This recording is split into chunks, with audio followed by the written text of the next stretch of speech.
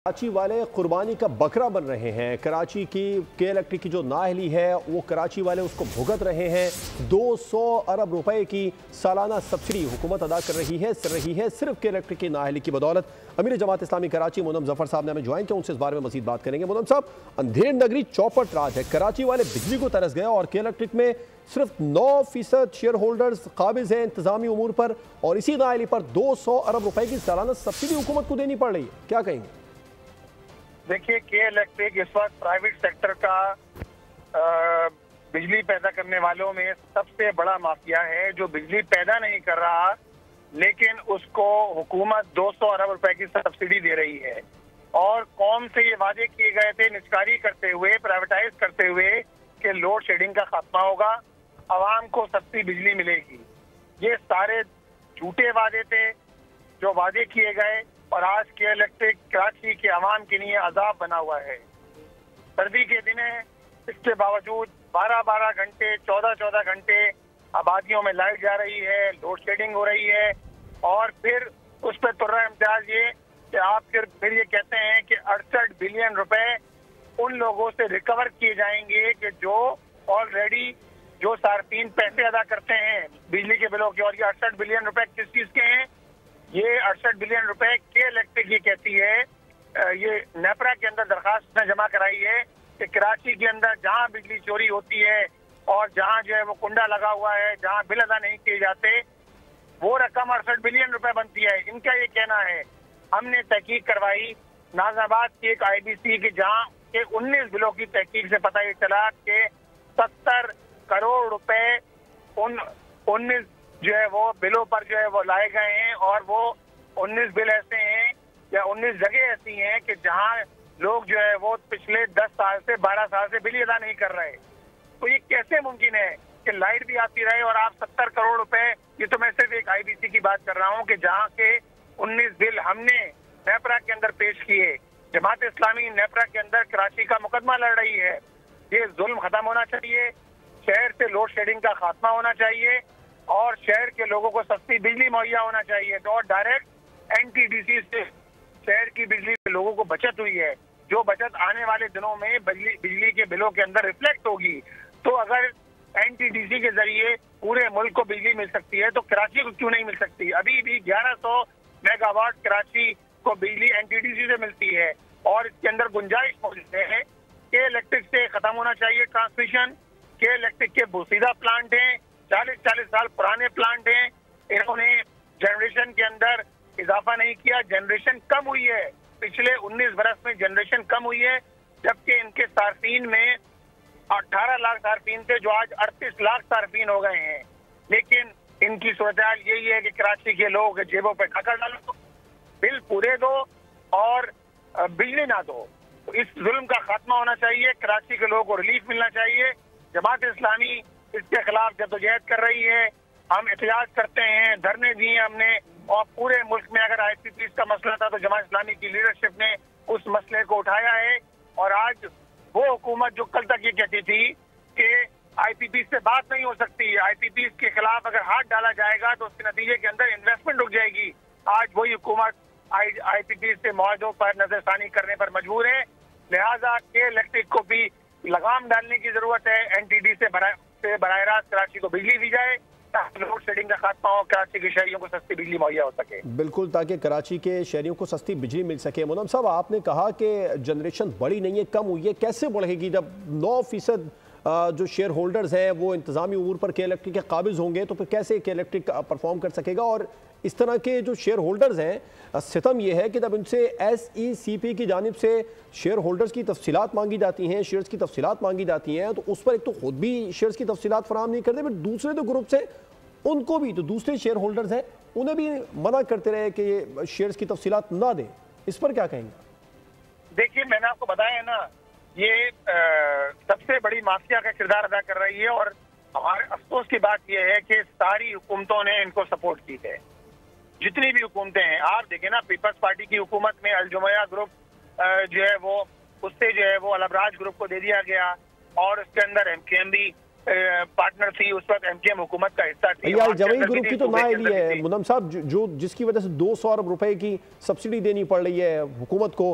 क्योंकि ये 2019 से काबिज जी। पहले परवेज मुशर्रफ साहब के दौर में इसकी निष्कारी की गई, खंभों के एवज बेच दिया गया इसको, इसके कॉपर वायर जो है कॉपर वायर उतार कर भी बेच दिए गए। तो आप अंदाजा लगा सकते हैं उसके बाद 2005 के बाद 2008 में इसकी अक्सरियती शेयर जो थे दूसरी कंपनी के हवाले किए गए हैं, अलबराज ग्रुप के हवाले किए गए हैं, जो एक ही नेक्सिस है और जो उसके हवाले कर दिए गए 2008 में। उस वक्त सदर मुमलिकत जनाब जरदारी साहब थे, एमके वफाकी हुकूमत में भी शामिल थी, सूबे की हुकूमत में भी शामिल थी। अब जब ये सारे लोग पार्टनर थे इसके, तो आप मुझे बताएं हाथ कौन डालेगा इसके ऊपर? इसको तो नवाजा गया है। इसका जो 10% आप कह सकते हैं कि 10 गुना कम कीमत पे के इलेक्ट्रिक को जो है वो बेचा गया है, निष्कारी की गई है इसकी, और पाकिस्तान के खजाने को जो है नुकसान पहुंचाया गया है। तो इनसे कोई उम्मीद नहीं रखी जा सकती। ये सारे वो लोग हैं कि जिनके मफादात इससे वाबस्ता हैं, ये सारे वो लोग हैं जो किक बैक्स लेते हैं, ये सारे वो लोग हैं इनके अजीज व अकारिब के इलेक्ट्रिक से भारी भारी रुकुमात ले रहे हैं और हुकूमत तनख्वाहों की मद में ले रहे हैं, लाखों रुपए वसूल कर रहे हैं। ये किस तरह बात करेंगे कि इलेक्ट्रिक के खिलाफ? ये सारा एक नेक्सस है, चाहे वो मुस्लिम लीग नून हो, पीपल्स पार्टी हो, पीटीआई हो, एमकेएम हो, ये सारी मिली भगत है कि इलेक्ट्रिक के हवाले से बिलखुसूस। आप मुदम साहब, आप समझते हैं अब हातमी फैसले का वक्त है? 9% शेयर होल्डर जो है वो इलेक्ट्रिक के इंतजामी उमूर पर काबिज है। अलजमा ग्रुप, इन जैसे ग्रुप्स के खिलाफ जो कार्रवाई है वो अब हातमी मराइल में जानी चाहिए। जी जी बिल्कुल होना चाहिए। जिस तरह आईपीपीएस के हवाले से अब चीजें मंजराम पे आ रही हैं कि किस तरह अरबों रुपए से नवाजा गया है आईपीपीएस को कैपेसिटी चार्जेस के नाम पर, वो बिजली जो पैदा ही नहीं की गई, उस बिजली का भी जो है वो लोगों की जेब से जो है वसूल किया गया है 2000 अरब रुपए कैपेसिटी चार्जेस के नाम पर। ये गरीब कौम कि जिसकी जहाँ लोगों गुर्बत से नीचे जिंदगी गुजर कर रहे हैं, जहाँ एक वक्त की रोटी इंसान खाता है तो दूसरे वक्त की रोटी की फिक्र करता है, वहाँ 2000 अरब रुपए कैपेसिटी चार्जेस के नाम पर इन आईपीपीएस को दिए गए, जहाँ 1000 अरब रुपए टैक्स जो है एग्जेम्प्ट किया गया इन आईपीपीएस का। और इनमें सारे लोग शामिल हैं, क्या के इलेक्ट्रिक, क्या दीगर आईपीपीएस जो पूरे मुल्क के अंदर फैली हुई हैं। अगर उनके खिलाफ कार्रवाई हो रही है, के इलेक्ट्रिक के खिलाफ भी कार्रवाई होना चाहिए ताकि कौमी खजाने की बचत हो सके। आपको मैं बताता चलूं कि के इलेक्ट्रिक निष्कारी से पहले के इलेक्ट्रिक को सिर्फ हुकूमत 1 अरब 40 करोड़ रुपए देती थी। आज 200 अरब रुपए सब्सिडी के नाम पर दिए जा रहे हैं।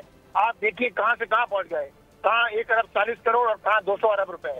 तो ये तो जुल्म है ना कि आप, और बेशुमार टैक्सेस हैं, 8 से 10 टैक्सेस हैं जो मुख्तलिफ के अंदर लगे होते हैं, और वो सारे टैक्सेस लोग जो है वो देने के जो है वो पर मजबूर बना दिए गए हैं। तो इसके खिलाफ हतमी कार्रवाई होना चाहिए, इन लोगों को अकाउंटेबल करना चाहिए, और इसका सीधा सीधा हल ये है कि एनटीपीसी से कराची के लोगों को बिजली मुहैया की जाए ताकि इसकी मोनोपोली खत्म हो, दीगर इदारों को इन्वाइट किया जाए ताकि ट्रांसमिशन, डिस्ट्रीब्यूशन, इन सारी चीजों के अंदर अगर मोनोपोली खत्म होगी, दीगर इदारे भी आएंगे तो उसके नतीजे में कंपटीशन पैदा होगा और कराची के लोगों को सस्ती बिजली मुहैया होगी। बिल्कुल कंपटीशन पैदा होगा। शंघाई ग्रुप भी के इलेक्ट्रिक खरीदने का कहा था, ये अलजमा ग्रुप जैसे ग्रुप हैं जो आगे नहीं आने दे रहे और शेयर की तफसीलात फराहम नहीं कर रहे थे, दूसरों को मना भी कर रहे थे, जिसकी वजह से फिर शंघाई ग्रुप को भी पीछे होना पड़ा।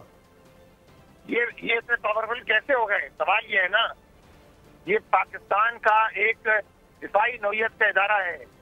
ये जो बिजली पर के इलेक्ट्रिक, इसको तो एक सदी गुजर गई।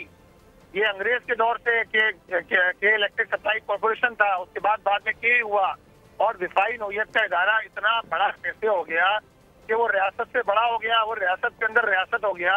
क्या कोई ईस्ट इंडिया कंपनी है कि कोई इनसे सवाल नहीं कर सकता, इनको अकाउंटेबल नहीं कर सकता? ये तरीकाकार खत्म होना चाहिए।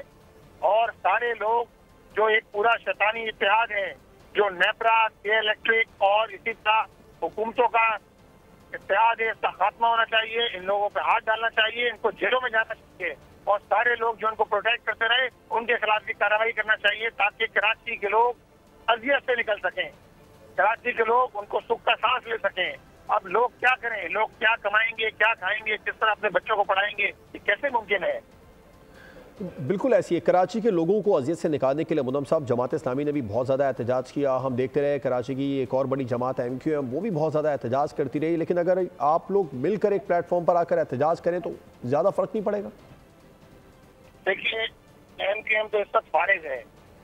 आप कहेंगे फारिग कैसे है? लेकिन बहरहाल के इलेक्ट्रिक के मामले पर तो वो आपकी हमनवा है सर, जो आप लोगों का मौकिफ है मुनम साहब, वही के इलेक्ट्रिक के मामले पर एमक्यूएम का भी मौकिफ है। एमक्यूएम तो इसकी निस्कारी में शामिल थी, आप मुझे बताइए। लेकिन फिलहाल मुनम साहब, फिलहाल जो जमात इस्लामी का के इलेक्ट्रिक के हवाले से मौकिफ है वही एमक्यूएम का भी है, तो मिलकर अगर एहतजाज किया जाए तो ज्यादा फर्क नहीं पड़ेगा। एमक्यूएम का मौकिफ क्या है? एमक्यूएम इस वक्त रिलेवेंट है, एमक्यूएम तो इसकी निस्कारी में शामिल है। एमक्यूएम को तो तौबा करना चाहिए कि जिस तरह उसने कराची के दीगर इदारों को बेचा है, केबीसीए को एसबीसी बनवा दिया गया। बहरहाल मुनम साहब, अभी अब से कुछ देर पहले हसन साबिर साहब भी थे, हफीजुद्दीन शेख साहब भी हमारे साथ मौजूद थे, वो भी यही कह रहे थे कि इलेक्ट्रिक जो माफिया है इसके खिलाफ कार्रवाई हतमी मराइल में जानी चाहिए। आप भी यही कह रहे हैं, मौक़िफ़ एक ही है इस वक्त। हम माजी की बात ना करें, वो तलखियों को एक साइड पर रख देते हैं, लेकिन अगर हाल की बात करें तो मुस्तक़बिल बेहतर हो सकता है सर। देखिए, हम तो ये कहेंगे कि वो आगे बढ़े, इक़दाम करें, वो अपनी जो बात कह रहे हैं उसको प्रेस के अंदर सच साबित करें कि एमक्यूएम इस हवाले से बिल्कुल संजीदा है, तो फिर बात हो सकती है, बात आगे बढ़ाई जा सकती है। लेकिन हमें इनकी संजीदगी का अंदाजा है कितने संजीदा हैं। 2 बयान देने के बाद उसके बाद खामोशी इख्तियार कर ली जाए, उसके बाद खामोश होकर। लेकिन बहरहाल मुनम साहब, कराची के अवाम के वसीतर मफाद के लिए अगर एक प्लेटफॉर्म पर इकट्ठे हो जाएंगे तो उससे कराची के अवाम का ही फायदा होगा, मिलकर प्रेशर डाला जाएगा था, उस प्रेशर का बहुत ज्यादा फायदा होगा। देखिए, मैं ये बात कहूंगा कि कराची के लोगों के वसीतर मफाद में होना ये चाहिए कि जो लोग फॉर्म 47 की शक्ल में इस शहर पर मुसल्लत हो गए हैं उनको पहले रिजाइन देना चाहिए। उनको इस बात को तस्लीम करना चाहिए कि उन्होंने कराची के लोगों के मैंडेट पे डाका डालने वाले वो लोग हैं। पहले वो ये जो मैंडेट पे डाका डाला गया है फॉर्म 47 की शक्ल में शहरियों के ऊपर मुसल्लत कर दिए गए हैं, जिनको शहरियों ने वोट नहीं दिए, वो ये बात कर रहे हैं कि हम शहरियों का मुकदमा लड़ रहे हैं। उनको तो इन सारी चीजों पर रिकंसिडर करना चाहिए, असर न सोचना चाहिए कि उन्होंने करा क्या है कराची के शहरियों के साथ। बिल्कुल ठीक है। मुनम जफर साहब अमीर जमात इस्लामी कराची बोल न्यूज़ से बात कर रहे थे। उन्होंने कहा कि इलेक्ट्रिक के खिलाफ हतमी कार्रवाई होनी चाहिए। कराची के अवाम बिजली को तरस गए हैं। के इलेक्ट्रिक बिजली के मसाइल हल करने में नाकाम है, 1 मेगावाट बिजली भी पैदा न कर सका।